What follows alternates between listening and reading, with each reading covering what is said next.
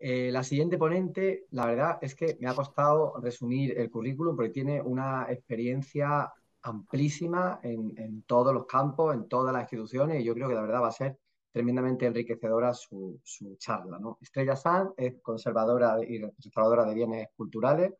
máster en conservación preventiva y doctora en conservación, restauración de patrimonio artístico en la Universidad Complutense de Madrid. Como decía, ella ha trabajado en todas las instituciones, el Museo Arqueológico Nacional, en el Museo Nacional de Arte Decorativa, el Museo Thyssen, en museos transferidos, como el caso del Museo de Málaga, y también una amplia experiencia en museos del Ministerio de Defensa, como el caso del Naval y el del Ejército, que creo que es donde se va a centrar la charla de Estrella. También imparte docencia en el grado de Conservación y Restauración de Bienes Culturales y en el máster de Conservación de Patrimonio Cultural de la Universidad Complutense de Madrid. Os la paso. Buenos días. Voy a compartir mi presentación. Compartir pantalla. Pues, en primer lugar, muchísimas gracias por la presentación. Quiero agradeceros también tanto a Daniel Blanco como a Nieves Sánchez en la organización y coordinación de estas jornadas y la oportunidad, en este caso, que me dais para poder hablar de una tipología de tejidos, pues bueno, en algunas ocasiones un poco denostadas o olvidadas, ¿no? También por la trayectoria y el uso que han tenido en los propios museos militares, pero que, como vais a ver, pues yo creo que tienen una trascendencia y una relevancia muy importante. Titulaba mi ponencia Conservación y restauración de tejidos en museos militares, un dechado de virtudes, porque creo que realmente tanto las labores de conservación, conservación preventiva, conservación curativa y también restauración, suponen un reto para cualquier técnico especialista, ¿no? en esta tipología de bienes que se tienen que enfrentar, ¿no? a esas labores de conservación y restauración, porque, como veis en esta imagen, pues la variedad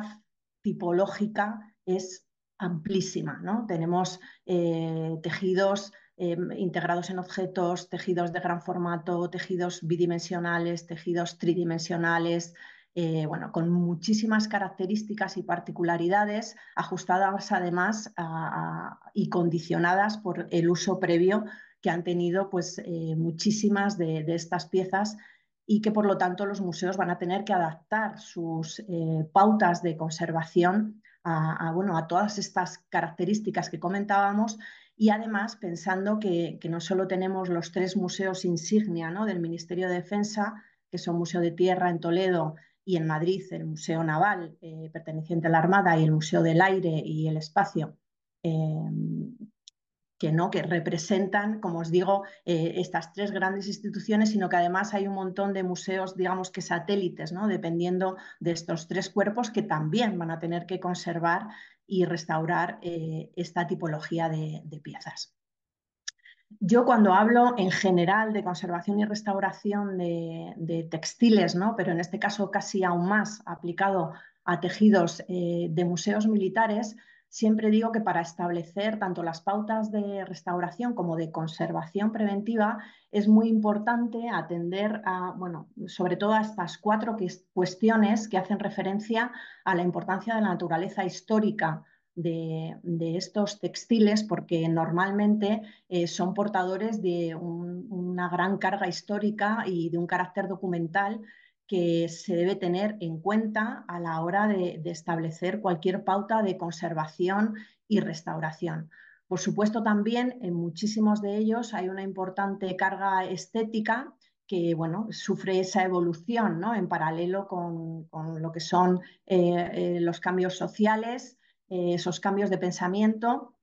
y también una normativa interna a nivel militar que transforma estéticamente también esta tipología de piezas, tanto a nivel de uniformes como a nivel de vexilia u otras colecciones, ¿no? paralelas, que conviven con estas colecciones textiles mayoritarias. Fundamental también, bajo mi punto de vista, son y es lo que vamos a detenernos en esta presentación un poquito más, el estudio de la naturaleza material y formal de estos fondos textiles que van a ser al final los portadores de esa dimensión estética e histórica que mencionábamos anteriormente y que, por supuesto, condicionan la vulnerabilidad de estos materiales. Finalmente hablaremos de esos factores implicados en ese deterioro y que, por supuesto, tenemos que conocer para establecer las pautas de conservación preventiva. Si no conocemos todas estas cuestiones, difícilmente vamos a poder establecer condiciones de conservación preventiva óptimas y eficaces para las piezas. Quizás me detenga durante mi presentación un poquito más en las dos colecciones mayoritarias, en los tres museos, que van a ser uniformes y Vexilia, la parte de enseñas, ¿no? Pero bueno, van a ver que se introducen también, como decía, otra serie de objetos que llevan incorporados también el material textil. En el caso de los uniformes, la presencia a nivel material de tipología de fibras es muy variada. Tenemos desde fibras de naturaleza celulósica,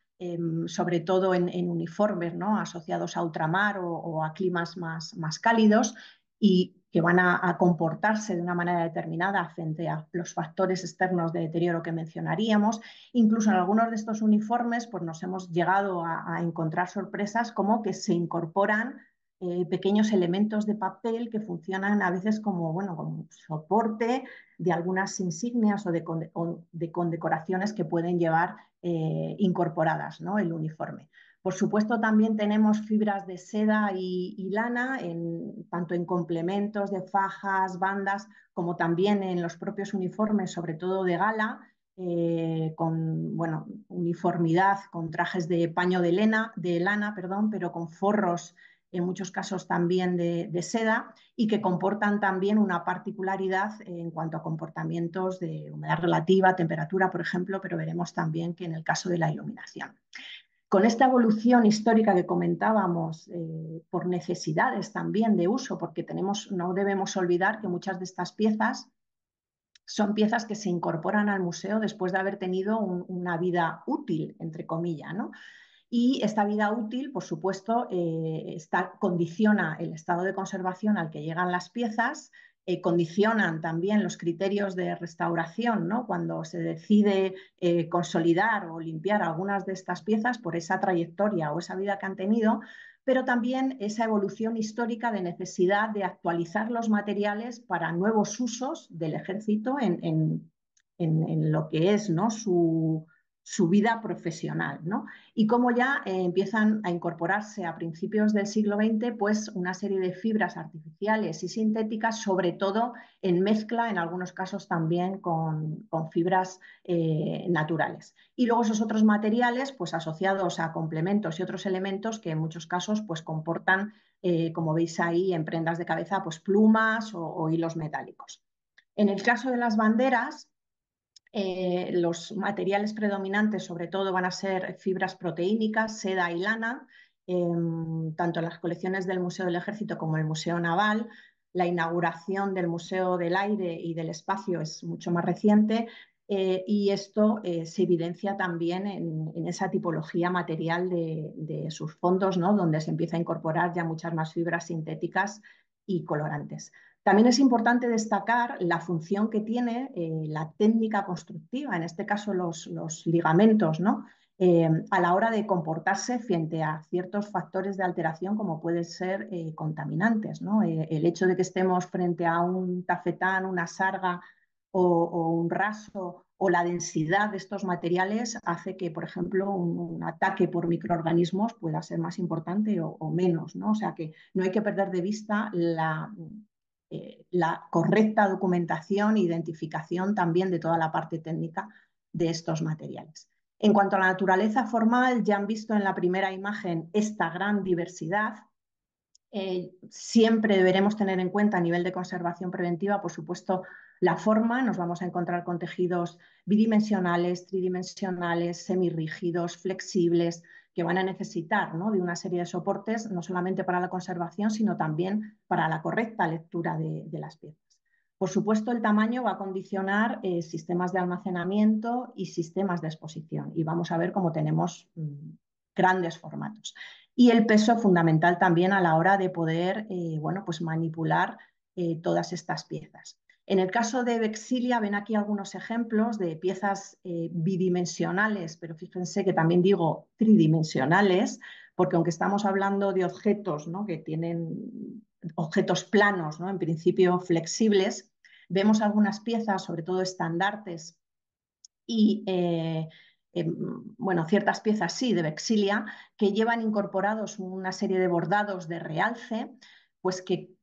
condicionan también estos sistemas de almacenamiento en plano, sobre todo si estamos escasos de espacio, que esto por mi experiencia en museos es algo que siempre ocurre, siempre falta espacio de almacenamiento y a veces hay que estudiar muy bien, ¿no?, la ubicación de todas estas piezas en los planeros y a veces superponer, ¿no?, protegiendo, pero sí que para optimizar este espacio y estos bordados de realce pues dificultan, ¿no?, esa superposición a veces de elementos planos, pues porque pueden dejar marcas sobre otros elementos o incluso también a nivel de exposición o imagínense formatos de Vexillia bueno, grandes donde necesitemos enrollar, como explicaba Belén, sobre rulos y tengamos que pensar qué hacemos porque si damos vueltas sobre la pieza, pues podemos estar marcando, ¿no?, en esas vueltas otras partes del tejido y entonces hay que ponerse un poco creativo y pensar cómo podemos almacenar este tipo de piezas. Si vemos un poco por museos, quizás el Museo Naval sea el que tenga formatos mayores, también por las características vinculadas a la Armada, ¿no?, de sus colecciones. Vemos aquí dos imágenes del estandarte real de los Oquendo y del repostero de la Casa Ducal de Fernán Núñez. Fíjense que en el caso de este último repostero, con unas medidas de más de 6 por 8 metros, o sea que esto está en exposición, pues hay que exponerlo y hay que tener un espacio para exponerlo y además adecuadamente. Y la particularidad además que se suma a estas piezas es que además son piezas pintadas, ¿no?, y tienen ya esa parte, ¿no?, de características típicas de lo que puede ser una pintura sobre un soporte textil sin preparación. Bueno, una vez que hemos visto estas cuestiones asociadas a los factores intrínsecos, ¿no?, que van a condicionar la conservación preventiva de esta tipología de piezas, es importante analizar muy detenidamente esos otros factores extrínsecos que tenemos que tener en cuenta para nuestros protocolos de conservación preventiva, incluso para nuestros planes de emergencia. Por supuesto, habrá que conocer muy bien el contenedor, macrocontenedor, en este caso el edificio, ¿no?, y sus condiciones, el equipamiento del que dispone este edificio, tanto a nivel de exposición como a nivel también de almacenes, todos los contenedores de almacenamiento que se adecúen a las necesidades tipológicas de nuestras colecciones y, por supuesto, establecer y revisar todos los procedimientos de uso de las colecciones. Bueno, los agentes implicados todos ustedes ya los conocen: fuerzas físicas, humedad relativa y temperatura, iluminación, contaminantes, biodeterioro, disociación. Es un poco aquellos agentes o factores de riesgo de carácter ordinario. Yo siempre digo, extraordinario nos vamos a las emergencias, pero estos factores de carácter ordinario que condicionan esa exposición y almacenamiento de las piezas. Comenzando con fuerzas físicas, asociadas en este caso pueden ser también a cuestiones de manipulación, pero aquí me detengo en cuestiones de exposición. Estas son algunas imágenes de antiguos sistemas expositivos de estas colecciones que van a ver ahora ese antes y después. Pues bueno, cómo se exponían las piezas sufriendo en muchos casos pues una serie de abrasiones, vibraciones, aplastamientos que suponen daños importantes en piezas que además, si no hay una correcta o un correcto control de las condiciones ambientales, pues esa deshidratación o sequedad de las piezas pues hace que también que esos pliegues deriven en una rotura importante. Aquí ven, bueno, algunos de los antiguos maniquíes que se utilizaron y que, bueno, cuando se desmontó el Museo del Ejército para trasladarse a Toledo, Bueno, pues nos encontramos este muestrario magnífico que yo casi que los pondría también en el museo, ¿no? Como una evolución de soportes para indumentaria, pero en los que se puede apreciar efectivamente cómo estas piezas pues pueden también ocasionar esos daños no solamente por contaminantes, sino también por fuerzas físicas directas. En algunos casos, y ahora que estamos parece bueno, muy metidos también en temas de sostenibilidad, ¿no? En las instituciones y uso responsable, ¿no? de materiales y cuestiones asociadas a conservación preventiva, que yo creo que es sostenible en sí misma, o debería ser sostenible en sí misma, pues aquí les muestro bueno, un maniquí que fue actualizado o reaprovechado, en este caso por una exposición temporal, uno de estos maniquíes que ven, pues bueno, forrándolo y adecuándolo pues para que durante unos meses sirviera como soporte temporal, y donde ven ahí que en uno de los brazos, no sé si aprecian unos bultitos, está tapado con marbersil, pues bueno, se incorporaron unos imanes para poder ayudar a vestir la prenda y introducir finalmente el brazo y que no hubiera que hacer o forzar con esas fuerzas físicas lo que es la indumentaria para poder llegar a manipularla y vestir el maniquí. Bueno, esa evolución que les comentaba de un poco el antes y después, ¿no? De lo que era la exposición, en este caso de uniformidad, y lo que supone ahora esa exposición de uniformidad, con vitrinas acordes al tamaño de las piezas y maniquíes también acordes al formato de estas piezas. Se aprovecha, por supuesto, cuando hay que hacer estos cambios museográficos para una restauración de estos fondos, y se reflexiona y se piensa sobre si hay que volver a exponerlos de la misma manera en la que estaban, o por el estado de conservación que tienen una vez restaurado es necesario exponerlos de manera independiente y, como ven, pues con una serie de soportes adaptados a esa naturaleza formal que hablábamos de estas piezas. Esa misma evolución, en este caso este uniforme de Ramón y Cajal, que en la instalación del antiguo Museo del Ejército estaba sujeto con unos alfileres a la trasera forrada de terciopelo, ¿no? De una vitrina, y bueno, imagínense, ¿no? Las condiciones que tenía. O esta prenda de uniformidad de Isabel II, como de esa vitrina pasa bueno, a una adecuación ya sobre un soporte. Aquí yo tengo que decir que eché un poco de menos el uso de esta vitrina magnífica de madera, que además estaba hecha es profeso, ¿no? Para estas piezas, y aquí hay que pensar también cómo en algunas ocasiones podemos incluso llegar a reaprovechar o adecuar, ¿no? Estos contenedores de exposición, porque van un poco parejos, ¿no? También a estas piezas, y a veces con pequeñas actuaciones aislando algunas zonas y adecuando el interior de la vitrina, pues pueden ser también espacios magníficos de exposición. Otra de las piezas emblemáticas del Museo del Ejército, en este caso la Marlota de Boabdil, en bueno, su antigua exposición en la magnífica sala árabe del Museo del Ejército, en una vitrina también hecha es profeso para esta pieza, pero que bueno, dificultaba enormemente su correcta exposición, ¿no? Y cómo ese sistema de exposición que había tenido esta pieza de terciopelo, es un terciopelo de seda con un forro de lino, pues la deshidratación de la propia fibra y el no estar expuesta, en este caso, con pliegues, ¿no? En la zona de las mangas y demás, pues había provocado desgarros, roturas, y hubo que pensar en un sistema de exposición igual estéticamente no tan visual, pero sí que limitara, ¿no? Estos daños que en la zona de las axilas tenía ya la pieza. En el caso de Vexilia, les pongo estas imágenes porque, bueno, para que vean un poco cómo,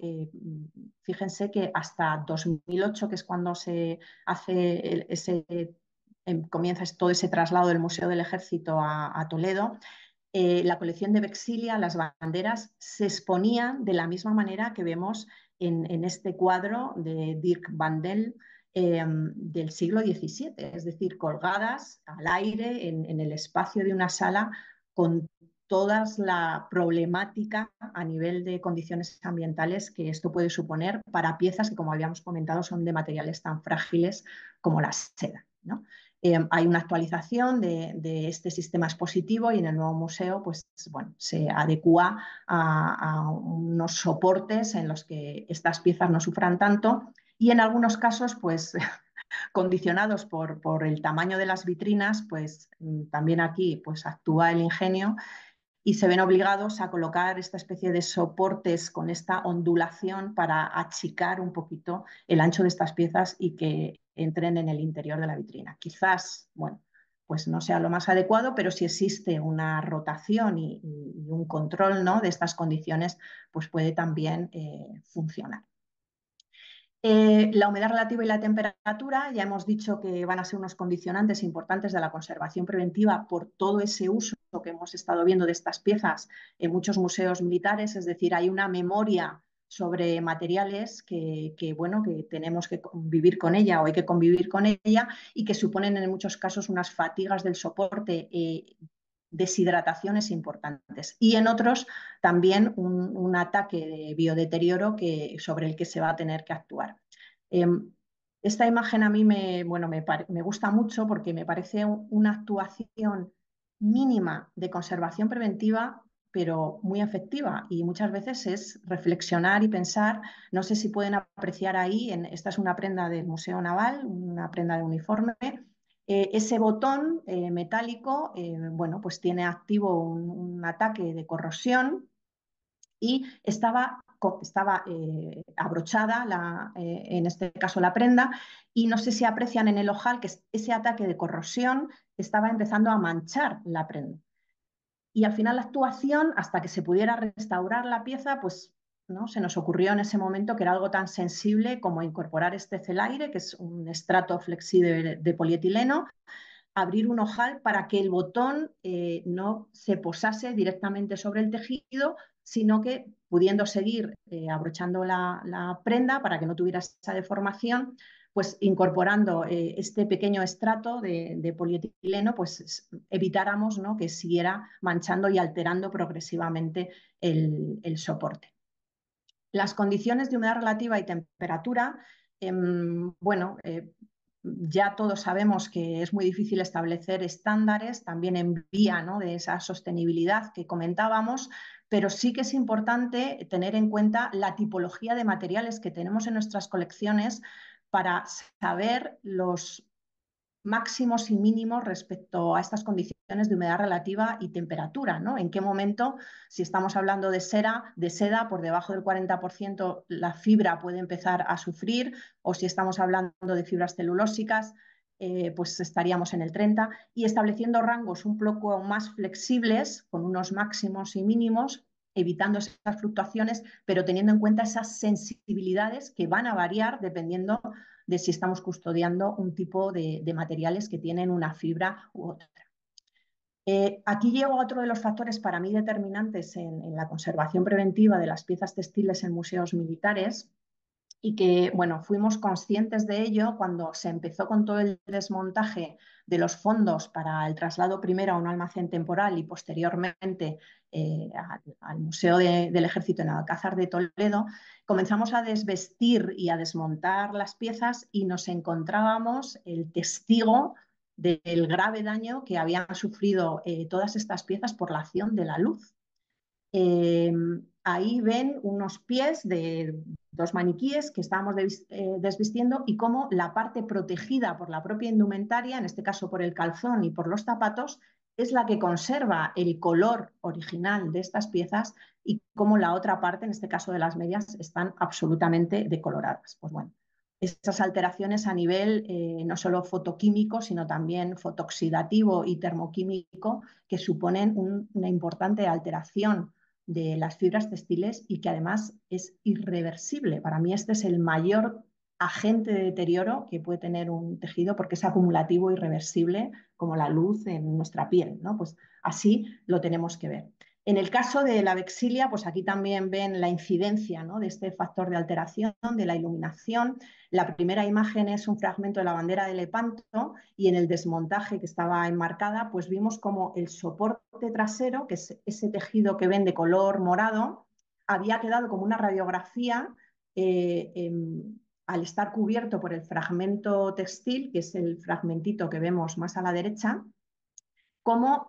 la parte protegida por el propio fragmento textil original había protegido ese soporte, que no tenía ningún valor, era simplemente un soporte de fondo, y cómo, ¿no?, se conservaba ese calor. Y pensábamos, ¿no?, en la incidencia y actuación que había tenido sobre este propio fragmento. Es una bandera blanca, no tenía color, no se aprecia, ¿no?, esa alteración, pero sí a nivel de deshidratación era casi como un cartón, ¿no? Y cómo efectivamente esos tejidos que ven ahí, ese detalle de una vaina, de una bandera blanca, había sufrido estos deterioros, ¿no? O en el caso de esta bandera, que al estar expuesta enastada por la vaina en vertical, pues también había creado esta especie de rayos. Y hay que pensar que estas son piezas que en su reglamentación está perfectamente definido su color. Entonces, estamos también cambiando de alguna manera el significado y la historia de estas piezas si las sometemos a este tipo de deterioros. Bueno, ya seguramente les han hablado de todo lo que deberíamos controlar a nivel de iluminación para que realmente la incidencia de este factor pues, sea lo mínimo posible, ¿no? Los niveles de iluminancia, por supuesto, eliminación, ¿no?, de humedad relativa, perdón, de ultravioleta e infrarrojo, y esos controles lumínicos al mínimo con una rotación. Hoy en día la iluminación LED está evolucionando mucho y nos está dando posibilidades incluso de bajar esos niveles de iluminancia apreciando las piezas correctamente. Bueno, algunos ejemplos de estos niveles de iluminación. Cuando hablamos en este caso de exposición en vitrina horizontal, pues bueno, sí que hay que cuidar también el diseño de esa iluminación, porque a nivel estético pues, bueno, podemos tener problemas, ¿no?, de reconocimiento. Voy un poquito rápido porque veo que me queda poco tiempo, pero sí que bueno, hablar de esos otros factores asociados a conservación preventiva en estos museos, que son los contaminantes y cómo afectan a piezas que en muchos casos están expuestas al aire, o otras que al estar incorporadas en sus propios contenedores de almacenamiento pues se ve visiblemente cómo están sufriendo deterioros y cómo en todas estas ocasiones a veces la solución, por supuesto si tenemos un sistema de climatización, pues será controlar ese sistema de filtrado, pero en muchas ocasiones también es incorporar pequeños elementos que por lo menos evitemos el contacto directo con esos soportes que pueden emitir pues, compuestos orgánicos que afecten a las piezas y protegerlas de alguna manera. Tenemos también piezas de gran formato que inevitablemente van a estar al aire y van a estar expuestas a estos contaminantes. Aquí no queda otra que hacer un adecuado protocolo de mantenimiento pues para bueno, evitar la acumulación, sobre todo de contaminantes sólidos, sobre este tipo de piezas. Importante también en este control la adecuación, ¿no?, de todas estas uniformidades, incorporando algo tan simple como una funda de algodón para evitar estos contaminantes y además, en este caso, también el biodeterioro. Los insectos les gustan más las fibras proteínicas y si les ponemos una barrera de una funda de retor de algodón, pues mucho hambre tienen que tener para llegar a comer esa fibra de algodón y llegar al uniforme de lana o de seda que pueda estar en el interior. O sea que también estaremos creando estas barreras. Sistemas adecuados de almacenamiento como protección tanto de fuerzas físicas como protección también a nivel de contaminantes con estos planeros que en algunos casos pues adecúan, como ven en esa imagen de la derecha, colocando soportes, ¿no?, retores de algodón que tensados también nos sirven para poder manipular las piezas y adecuándolos con pequeñas cintas de algodón descrudado que retienen e impiden ese movimiento, ¿no?, de las piezas. Esa manipulación con guantes, tenemos aquí ese muestrario, habitualmente guantes de nitrilo o de algodón, para prendas oscuras de paño, que bueno, pues podemos dejar pequeñas fibras siempre si utilizamos guantes de algodón de color negro. Y control de esos otros factores que comentaba, como el biodeterioro, que en el caso de muchas prendas, sobre todo de estos museos militares, pues se han visto afectadas y la actuación es una devaluación irreversible de ese carácter significativo, además de este tipo de prendas, ¿no?, de esta tipología tan específica. Los sistemas de control utilizados actualmente se hace anoxia, además de esas inspecciones del edificio, monitorización mediante trampas y demás, pero bueno, pues nos encontramos también a la hora de desvestir pues, todos estos maniquíes pues aquello que se utilizaba en ese momento, pues cajas de naftalina, bolas de pimienta, hojas de laurel, que bueno, se presuponen, ¿no?, como materiales que de alguna manera pues ahuyentan, ¿no?, o evitan, ¿no?, ese acercamiento de algún tipo de insectos. Y bueno, pues es también una evolución, ¿no?, de esos criterios o de esas cuestiones planteadas para el control, ¿no?, de este factor de deterioro. Y por último, hablar simplemente de ese otro factor que es la disociación, que le he puesto al final, pero bueno, bajo mi punto de vista casi tendría que haber ido al inicio porque es el fundamental, y es la correcta documentación y catalogación de todo este tipo de piezas para evitar esa posible pérdida o esa posible pérdida también de significado, no solamente pérdida física. Ven aquí como nos encontramos también pues, algunas piezas donde directamente ese número de inventario se había escrito sobre el propio tejido y cómo las actuaciones que se hacen ahora, al igual que en otros tejidos, pues fundamentalmente es sobre cinta de algodón con rotuladores de pigmento y unidos por costura, ¿no? La importancia también en este caso de siglar los pequeños soportes si ha sido necesario realizarlos para algunas de estas piezas, en este caso son medallas, que el Museo del Ejército afortunadamente pues contaba con un equipo de costureras de intendencia y en ese momento realizaron soportes magníficos con indicaciones que nosotros les pudimos dar y bueno, pues solucionaron muchísimas cuestiones a nivel de almacenamiento pues de estas pequeñas piezas, ¿no?, que se hicieron como unos bolsillos que con un sistema de velcro pues se sujetaban a un soporte plano que no era otra cosa que un cartón pluma de pH neutro pues forrado con un muletón y un tejido de algodón. Bueno, con esto finalizo mi exposición. Me hubiera encantado también hablar de criterios de restauración en museos militares, porque creo que se hizo también una labor muy importante por todas estas características que hemos visto de esta tipología de colecciones y que, bueno, invito al Instituto de Patrimonio y al Museo del Traje para que al año que viene organicen jornadas también de restauración, porque, bueno, como les comentaba, supuso también una labor de reflexión muy importante para adecuar esas intervenciones a las características históricas y estéticas y de uso de esta tipología de bienes. Pues nada más, muchísimas gracias.